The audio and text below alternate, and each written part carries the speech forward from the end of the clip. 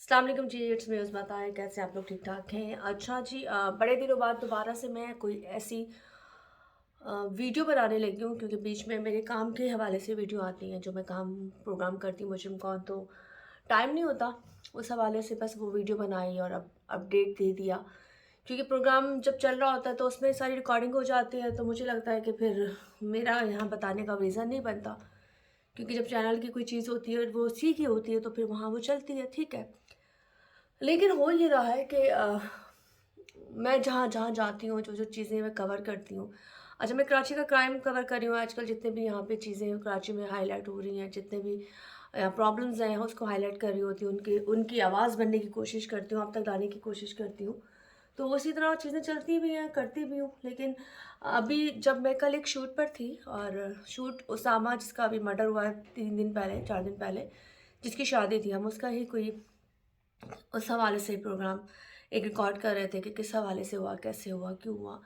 लेकिन खैर हम उससे हट के बात करते हैं। उसी के बीच में 5 साढ़े 5 बजे मुझे मैसेज आता है ग्रुप में, और हमारे जितने भी लोग हैं सबके पास एक एकदम से कॉल्स आती हैं, मैसेजेस आते हैं कि जी थाना एयरपोर्ट की हदूद फलकनाज अपार्टमेंट में 5 लाशों के मिलने का मामला। और मामला कुछ ऐसा था कि जब ये लाशें मिली हैं तो वो किसकी थी जी? वो उसमें हसन रज़ा रिज़वी नामी शख्स ने अपनी बीवी निदा रिज़वी, 3 बच्चों जिब्राइल, मकाइल और बच्ची उमैमा को कत्ल करके खुदकुशी कर ली। तो ख़ैर जब ये हमारे पास चीज़ें पहुँची हैं और फिर उनकी वीडियो हमारे तक पहुँची है, जो आई थिंक आप पूरे आप लोगों तक पहुँच चुकी होंगी कि किस तरीके से उसने अपने आप को मारा, बच्चों को मारा, और उसके बाद फिर उसने एक लेटर भी लिखा कि मेरे बच्चे शहीद है क्योंकि मैंने इनको मारा है। मैं गुनहगार हूँ क्योंकि मैंने सुसाइड किया है, मैंने अपने आप को मारा है, लेकिन मेरे बच्चे शहीद हैं। अच्छा, ये बच्चे वो हैं जिनके हाथ में आप लोगों को फीडर भी नज़र आ रहा होगा कि ये बच्ची भी फीडर पीने वाली थी, इसके बराबर में फीडर पीने वाली थी। तो मुझे जब ये चीज़ें मौसूल हुई और सबको पता चला, ज़ाहिर सी बात है काम क्राइम का है तो फ़ौरन चीज़ें आती हैं, लोग शेयर भी मारते हैं, बताते भी हैं, फिर हमें पास कॉल्स भी आती हैं कि हम इस चीज़ को हाईलाइट करें, इस तक पहुँचे क्यों। कल तक अब तक बहुत से लोगों ने इसके लिए वीडियो भी बनाई होगी और ये भी कहा कि जी गुर्बत में आके वो बंदा पागल हो गया। आई थिंक उसने किसी से सूद लिया था, वो सूद बढ़ता गया। और मोहल्ले वालों का कहना ये था कि उनके पड़ोस में से हमेशा, मतलब पड़ोसी कहते थे कि आवाज़ें आती थी लड़ने झगड़ने की, और वो लोग आपस में लड़ते झगड़ते थे। सारी बातें मैं मानती हूँ, सारी बातें मानती हूँ कि गुर्बत बहुत है। अगर आप एक बार सूद ले लेते हैं, कर्ज़ा ले लेते हैं, तो कर्ज़ा ख़त्म नहीं होता, कर्ज़ा आपका बढ़ता है। ये एक वो कहते हैं दीमक है जो आपको खाती रहती है और इसका एंड नहीं होता। लेकिन सारी चीज़ों में सिर्फ़ एक मुख्तसर सी बात ये है कि क्या हम ज़हनी तौर पे इतने पागल हो गए, हम इतने मफ़लूज हो चुके हैं। ये जो मामला, जो भी मामला हुआ कल, ऐसे मामले बहुत सारे हुए हैं। चंद दिन पहले भी मैं ऐसे घर में गई थी जहाँ बच्चों की, बीवी की गर्दन काट के फेंक दिया था एक शख्स ने। और हँसते खेलते सब कुछ ठीक था, लेकिन उसने अपने बीवी बच्चों की गर्दन काट दी थी। तो अब ये मामला इतने ख़तरनाक हो चुके हैं कि अगर आप गुर्बत से तंग हो, आपके साथ कोई मसले मसाइल हैं, आप ज़हनी बीमार हो, कुछ हो, तो भई आप अपने आप को मार लो, अपने आप को सज़ा दे लो। लेकिन जो मासूम बच्चे हैं जिसको आपने हर साल पैदा भी करना है, मतलब आपका बस नहीं चलता कि बच्चे हो रहे हैं तो आप कहते होते चले जाएँ, आप कोई उसमें फैमिली प्लानिंग नहीं करते, कोई आप उसको रोकने की रोकथाम नहीं करते, आप कुछ ऐसा नहीं करते। बच्चे धड़ाधड़ आपने पैदा करने होते हैं। ज़्यादातर गरीबों के बच्चे मैंने 12, 15, 10, 12, 15 देखे हैं। मैं जिस जगह जाती हूँ वहाँ क्राइम रेशियो भी ज़्यादा होता है। तो भई आपको पता है बच्चों को नहीं खिला सकते, आपको पता है बच्चा अफ़ोर्ड नहीं कर सकते, तो कम से कम ये चीज़ें तो कर सकते हो ना कि जो दुनिया में आ गया है, उसको मारने का हक तो किसी को नहीं है। या तो ये हो कि ठीक है, पहले रोकथाम करें, और अगर पहले रोकथाम नहीं करते आप लोगों को क्या मैं बोलूँ, लेकिन जब अगर वो बच्चे आ गए, छोटे-छोटे से बच्चे, छोटे-छोटे ये जो बच्चे मरे हैं, इनके हाथों में फीडर थे। इनको गोलियाँ मार के मारा गया है। इनको पहले बेहोश किया, दूध में कुछ डाल के दिया, क्या किया? क्योंकि होता ये है कि इस तरह की वारदात जब होती हैं, तो पहले उनको दवाइयाँ खिलाई जाती हैं। ये मामला इस तरह हल नहीं होने वाला है कि मैं बोलूँ कि जी, ये मामले को बहुत आसानी से छोड़ दिया जाएगा या ये हो जाएगा। मरने वाला तो मर गया, उसने खुद अपने आप को भी पंखे से टाँग लिया, बीवी को भी मार दिया, बच्चों को भी मार दिया। लेकिन पीछे अगर उसके मामू, चाचा, नानी, दादा सब लोग हैं, आप सोचें क्या गुज़रती होगी कि हमारा बेटा इतना बुज़दिल था, इतना इतना नाअहल था कि वो अपने हालात से घबरा के अपने बच्चों को, उसने अपनी बीवी को उसने मार दिया। आपके पास मतलब पैसे नहीं थे वो अलग मैटर है, आप बच्चों को छोड़ देते, बच्चों को कोई भी पाल लेता, उनको कोई सारिम भाई भाई पाल लेते, आलिया भाभी पाल लेती। ये कहते हैं ना, ये कोई ईदी सेंटर है, बहुत सारी ऐसे घर जगहें हैं जहाँ पर बच्चों को रख लिया जाता है, जिनके बच्चे नहीं होते, जिनकी औलाद नहीं होती, ऐसे बच्चों को ऐसे लोग अडॉप्ट कर लेते हैं कि यार बच्चे नहीं है तो चलो हम लोग इनको रख लेते हैं, इनको ले लेते हैं, हमारी बच्चों की ख्वाहिश भी पूरी हो जाएगी। तो मुझे कल हालाँकि मैं इसी प्रोग्राम के लिए जा रही हूँ, मैंने इसको कवर करना है। मैं डेली इतनी सारी चीज़ें देखती हूँ कि मुझे समझ में नहीं आता कि हम कहाँ से कहाँ आ गए, और अब हमारे पास लगता है कि एक ही रास्ता है मरने का, क्या एक ही रास्ता है ये सब कुछ करने का? और जब मैं पिक्चर्स को देख रही थी, मैं उसामा का प्रोग्राम कर रही थी उस वक़्त, क्योंकि उसामा भी 23 साल का था और उसको उसके दोस्त ने जिस तरह से सुपारी दे के मरवाया, और सिर्फ़ 11,000 रुपए, 11,000 के लिए उसने उस लड़की की जान ले ली। तो बहुत सी चीज़ें ऐसी हैं जो मैं देख रही हूँ कि दुनिया में हम लोग अब शायद बेहिस हो चुके हैं, हमें किसी की फीलिंग का एहसास नहीं होता। हम किसी भी मर्द के साथ अगर काम करते हैं तो अगर हम सोचते हैं कि यार इसकी सारी चीज़ें हमारे पास हो, हमारे पास ही अच्छा बिजनेस आए, अच्छा हमारे पास प्रॉफिट आए, हम उसको नुकसान देने की कोशिश करते हैं। दूसरी तरफ हम ये देखते हैं कि जी उन उन बुरी लड़कियों की वजह से अच्छी लड़कियों के साथ ज्यादती हो रही है। अच्छी लड़कियों के साथ ज्यादती क्या हो रही है कि आप बुरी होते ना, तो बुरी के लिए तो बहुत मर्द है, रोज के आपके पास 10 मर्द भी होंगे क्योंकि वो बुरी है। और मर्द को जो चीज़ चाहिए मुझे बताने की ज़रूरत नहीं है, मर्द को सिर्फ एक ही चीज़ चाहिए, लेकिन जो अच्छा मर्द होगा ना वो अपनी औरत को इज़्ज़त, नाम, शादी ये करेगा, ठीक है? वो हरामपाई नहीं करेगा, वो छोड़ के नहीं जाएगा, वो अपनी बेटी अगर उसकी है तो वो किसी की बेटी के साथ खेलेगा नहीं, वो किसी की बेटी को झूठ बोल के कुछ सपने दिखा के उसकी ज़िंदगी बर्बाद नहीं करेगा। ये तमाम चीज़ें वो हैं जो शायद हमारे लोगों ने सोचना छोड़ दिया। फिर हम कहते हैं जी कोई फ़र्क नहीं पड़ता हमें किसी की दुआओं और बददुआ से, ठीक है, हमें किसी की बददुआएँ दुआओं से फ़र्क नहीं पड़ता। लेकिन जो हमारी ऊपर हमारी ज़ात बैठी है, वो तो सब देखती है ना, वो तो उसको तो पता है ना कि एक इंसान ने किस रिश्ते से आपके साथ दिल से ज़िंदगी गुज़ारी और किसने आपको चीट किया। तो यहाँ बस मैं ये कहना चाहूँगी कि खुदारा जो इस तरह के मैसेजेस आते हैं और जिसमें आप देखते हैं कि दोस्त ने दोस्त को मार दिया, बीवी आशना के साथ भाग गई, मियाँ ने पहली किसी और औरत के लिए शादी कर दी, तो मैं कहती हूँ यार काश हम सिंसियर होना शुरू कर दें। होता क्या है, एक की बुराई की वजह से, एक लड़की की गंदगी की वजह से लड़के दूसरों पे लड़की पे एतबार करना छोड़ देते हैं। वो कहता है यार ये तो ऐसी है, ये भी ऐसी है। उस ऐसी की जो छाप होती है ना वो फिर सब पे लगती है।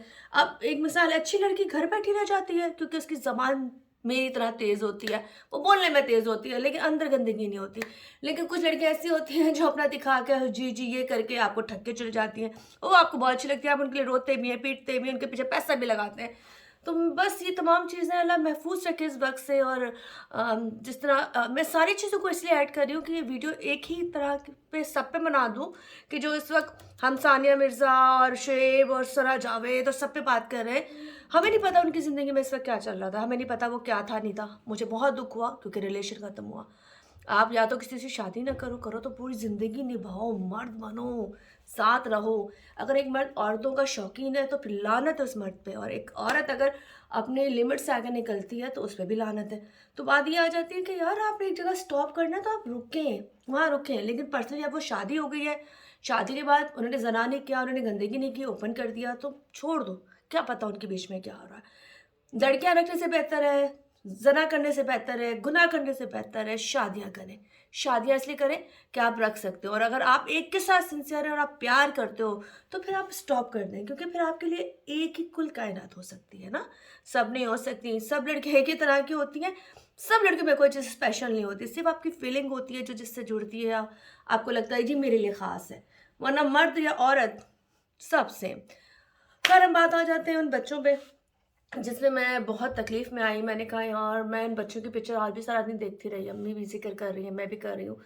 मैंने कहा बुज़दिल है वो शख़्स जो अपनी गुर्बत से घबरा के, अपनी चीज़ों को फ़ेस ना करते हुए उसने उन प्यारे-प्यारे क्यूट-क्यूट बच्चों का गला, मतलब उनको गोलियाँ मारी, उनको ख़त्म कर दिया। तो ये सोचें कि वो शख़्स किस तरह से डैमेज हो चुका होगा जिसने ये फ़ैसला किया। हमारे अपने बच्चों को, हमारे घर में भी अक्सर होता है ना, हमें प्यार कितना होता है, हमारे बच्चों को कोई कुछ कहे तो हम कहते हैं यार हम इसकी ज़िंदगी ख़राब कर देंगे, हम इसको छोड़ेंगे नहीं। अपने बच्चों को मारना आसान एक कदम नहीं है। तो उस वक़्त जो भी उसके साथ था, वो रब जानता है कि उसके साथ उस वक़्त क्या क्या हो रहा था। लेकिन उसके साथ हुआ ये कि उसने जो बच्चे पैदा किए, उसकी औरत ने उसका साथ दिया, वो उसके साथ रह रही थी, लेकिन आज वो दुनिया में नहीं है। तो मुझे बहुत तकलीफ़ है इस बात पे, और मैं सिर्फ़ ये मैसेज देना चाहती हूँ मर्दों को स्पेशली, आप लोगों को। देखिए, आप लोग अगर अफ़ोर्ड नहीं कर सकते, आपके 30-35 हज़ार तनख़्वाह है, 25 हज़ार तनख़्वाह है, और आपको लगता है कि जी ज़िंदगी मुश्किल है, शादी तो करनी है ना भई, शादी नहीं करेंगे तो क्या ज़ना करेंगे? क्योंकि आपके अंदर एक चीज़ तो है ना, आपको औरत चाहिए, और औरत चाहिए तो आप सिर्फ़ एक बच्चा पैदा कर लो ना, ज़रूरी तो नहीं है कि बच्चों की लाइनें लगाएँ। आप समझते हो बच्चे बुढ़ापे का सहारा होते हैं? सारे बच्चे नहीं होते। कितने बच्चे होते हैं जो बाप के या माँ के सहारे होते हैं? बड़े हुए लड़कियाँ ढूँढी अपने-अपने घरों में होते हैं, ज़ाहिर-सी बात है, हर बंदे की अपनी ज़िंदगी, वो कहते हैं माँ-बाप आपने अपनी ज़िंदगी देख ली, अब हमारी ज़िंदगी है। तो उनकी उनकी ज़िंदगी जीने दें, ये भी एक अच्छी बात है कि आप उनकी ज़िंदगी जीने दें। लेकिन बच्चे आपके लिए हमेशा सर पे नहीं होते, बेटे हमेशा आपके पास नहीं रहते, बेटियाँ हमेशा आपके पास नहीं रहती। तो आप ये सोच के कदम उठाया करें कि हमें 5, 7, 10 बच्चे नहीं चाहिए, क्योंकि उन्होंने सहारा नहीं बनना, बल्कि उल्टा वो आपके लिए प्रॉब्लम है, क्योंकि आप उनको खिला नहीं सकते, पिला नहीं सकते, तालीम नहीं दे सकते। तो ये तो मर्द कर सकता है ना, मर्द कर सकता है, क्योंकि मर्द, क्या मैं बोलूँ, मैं फिर बड़ी ओपनली ज़बान हो जाएगी। तो ये कहूँगी कि अगर बच्चे हो जाते हैं तो उनकी ज़िंदगी लेने का कोई हक नहीं है। आप नहीं पाल सकते, आप उनको किसी फैमिली को दे दें, किसी जगह दे दें, किसी ऐसे ऐसे घर में दे दें जहाँ पे बच्चों की निगहदाश्त हो सके, उसको रखा जा सके। लेकिन अगर आप ऐसा नहीं कर सकते, जिस तरह कल ये वाक़या हुआ है, और इससे चंद दिन पहले भी ऐसे वाक़या हुआ है कि बच्चों को एक को तो गर्दनें काट के मारा गया था। वो बाप, पता नहीं कौन-सा बाप था जिसने बच्चों की गर्दनें काट दी, या बाप ने गोलियाँ मार दी। तो बस अल्लाह पाक महफूज़ रखे इस वक़्त से हमको भी, और उन स्पेशली मर्दों के लिए मैसेज है कि जी, अ, अल्लाह ताला ने मर्द को बड़ा स्ट्रॉन्ग बनाया है, औरत को नहीं बनाया। औरत सिर्फ़ फूँ-फाँ कर सकती है, लेकिन द एंड फाइनल औरत ने घर बैठना है, घर चलाना है, बच्चे पैदा करने हैं, फैमिली देखनी है। अच्छी औरतें, बुरे की बात नहीं करती, क्योंकि बुरों का तो किसी से दिल नहीं भरता। लेकिन हर अच्छी औरत का यही सोच होता है, यार एक मियाँ हो, थोड़ा बहुत कमाता हो, मुझे रख सकता हो, 2 वक़्त की रोटी दे सकता हो, 2-3 बच्चे होंगे उसको पाल सकता हो, हैप्पी लाइफ़ गुज़रती हो। अच्छी औरत की यही सोच होनी चाहिए। तो मर्दों के लिए इसलिए स्पेशली बाहर निकलते हैं, हालात बुरे हैं। रोज़गार पाकिस्तान में नहीं है, हालात बहुत बुरे हैं। तो काइंडली प्लीज़, प्लीज़ अपने आबादी को बढ़ाने से पहले कंट्रोल उस वक़्त के लिए करें कि ये कदम आपको उठाना पड़े। बाकी हाँ, बस अल्लाह बुरे वक़्त से महफूज़ रखे। जिस तरह से आजकल हालात चल रहे हैं कि आपको दोस्त बिठा के लेके जाता है और आपको वहीं पे शूट करा देता है, शूटर से सिर्फ़ 11,000 रुपए में। जिस तरह उसामा के साथ हुआ, और इसी तरह से बंदियों के लिए भी स्पेशल है कि ऐसी बंदियाँ जिनको अय्याशी की आदत पड़ जाए, मोबाइल्स अच्छे हों, ये कपड़े और हो, फलाँ जगह बैठे हों, तो वो एक मर्द पे नहीं टिक सकती, ये भी मैंने देखा है। और सबसे बड़ी बात ये है कि मेन चीज़ ये है कि अल्लाह पाक ने रिश्ते अच्छे बनाने के लिए इंसानों के शादियों का बोला है ना, तो रिलेशन अगर अच्छे हैं, वो सबसे बेस्ट है। गंदे रिलेशन तो फिर मैं कहती हूँ, आपने 2, 10, 20 मिनट की आपने याशी मारी, उसके बाद का जो अज़ाब है, गुनाह है, सब कुछ है, वो आपके साथ जब तक चलेगा, जब तक आप मरोगे नहीं, और मरने के बाद फिर उसका हिसाब फिर कैसे दोगे। तो ये तमाम वो चीज़ें हैं जो हम सबको समझ में आती है, पर हम नहीं करते। हम शायद अपनी जवानी के नशे में भूल जाते हैं कि हमने मरना भी है। तो मैं तो कहती हूँ, मरने का तो कोई टाइम मुकर्रर ही नहीं है। मेरे एक बहुत प्यारे भाई हैं नुमान, आज उनकी कॉल आई और हमें बताया गया कि डॉक्टर ने ज़रा उनको बता दिया है, उनको कैंसर है। तो वो बड़े उम्मीद से बात कर रहे थे, और उनको ये था कि हम इसको हराएँगे, हम जीत के दिखाएँगे। लेकिन वही बात आती है कि वो छोटी-सी एज के बंदे, 40 साल, और वो उनकी छोटी-छोटी बेटियाँ, लेकिन उनको पता है कि वो उस बीमारी में मुब्तला हैं, और क्या होना है उसको नहीं पता। तो हमें तो अपने वक़्त का ही नहीं पता ना, कि हमारे साथ इस वक़्त मैं यहाँ हट्टी-कट्टी आपको नज़र आ रही हूँ, कल मैं बाहर जाऊँ और मेरे साथ कुछ हो जाए, मुझे अल्लाह ना करे कोई बीमारी हो जाए, मैं मर जाऊँ, मुझे हार्ट अटैक हो जाए, मुझे कुछ भी हो जाए, तो हमें अपने अगले पल का नहीं पता। तो बस मैं ये कहती हूँ, हम जिस दौर से गुज़र रहे हैं, अगर इसके लिए सोच लें कि या अल्लाह प्लीज़ हम स्टॉप कर लें अपनी चीज़ों को, और अल्लाह पाक इतना हमें दे कि हम किसी को चीट ना करें, किसी के साथ ज़्यादती ना करें, और वो बच्चे जो स्पेशली इस वक़्त दुनिया में नहीं है, उनके लिए बहुत तकलीफ़ है। अल्लाह पाक उनके, कहते हैं ना, जितने बाकी के लोग हैं उनको सब्र दे। बाकी फ़ैमिली तो सब चली गई है, तो अब सब्र देने के लिए जब कल मैं उनके पास प्रोग्राम करने जाऊँगी, तो मुझे तो ये भी नहीं पता कि मैंने ये किसको कह रहा है कि आप सब्र करें। क्योंकि ना माँ रहा, ना बाप रही, ना बच्चे रहे, तो दुःख, मैं जब ऐसे प्रोग्राम करती हूँ ना, मैं काफ़ी देर तक उस प्रोग्राम के अंदर रहती हूँ। तो मुझे लगता है अल्लाह हम कितने बेहतर हैं। अल्लाह ने हमें बुरी बुरी चीज़ों से, बुरी बीमारी से, बुरे लोगों से बचाया है। हमारे ऊपर भी बहुत सारे फेस ऐसे आए, मेरे ऊपर स्पेशली बहुत सारे फेस ऐसे आए कि मुझे बहुत तकलीफ़ मिली, मतलब किसी शख्स की वजह से मिली।